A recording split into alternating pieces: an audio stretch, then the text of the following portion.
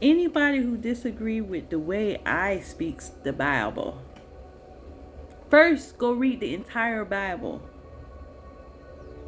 and come back to me and say that. Yeah. Read the entire Bible. And I'm not just saying just to read it, just to read it. Don't read it with your worldly ears. Read it with your spiritual ears.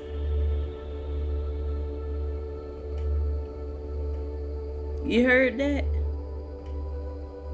Do you understand that? Do you get that? Don't speak it with your worldly mouth. Speak it with your spiritual mouth. Do you understand that? Do you get that?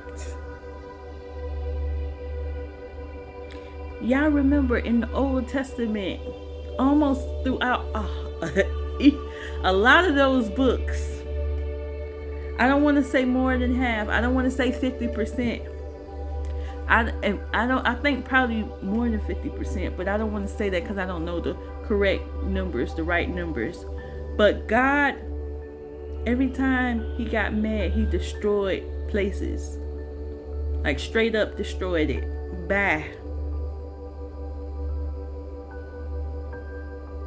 But he love us.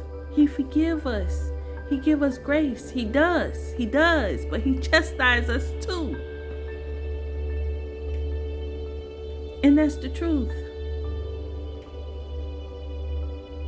The good news is speaking the truth with love, grace, and mercy.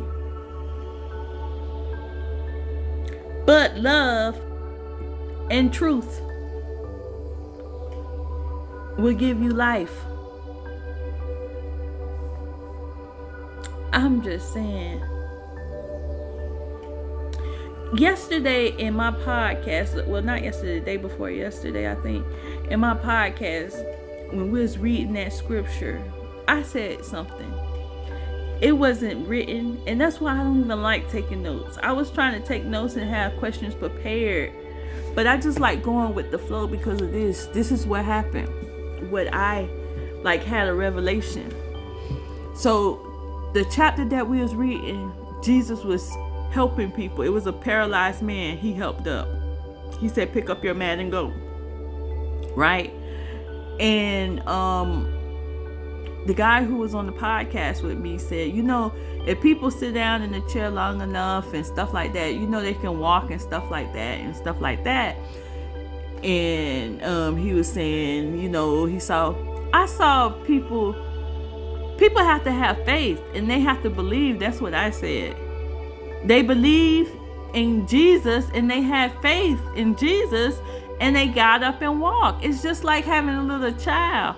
And I describe like myself. When I was younger, I didn't feel like a lot of people believe and have faith in me.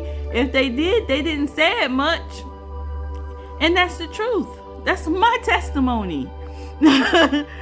But if you see kids that brought up in great households and their parents drill stuff into them, I'm not saying my household wasn't great. I'm not saying none of that. But I'm just saying, if you see kids that grew up in household that was drilled, their parents had faith in them. Their parents believed in them. Their parents showed it, said it, and everything. They followed their dreams. They reached for their goals.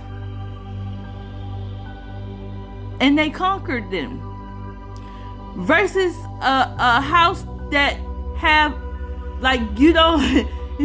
people rarely spoke it and rarely showed it. And I'm not saying they didn't love me. I'm not saying none of that. So please don't take my words and bundle them up.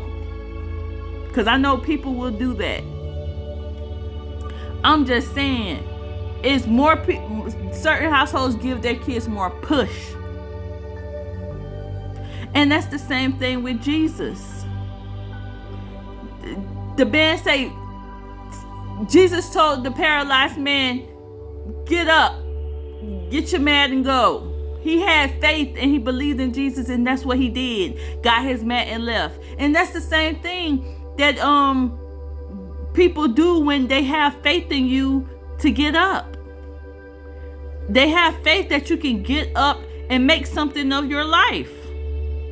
You don't have faith in yourself, but somebody have faith in you.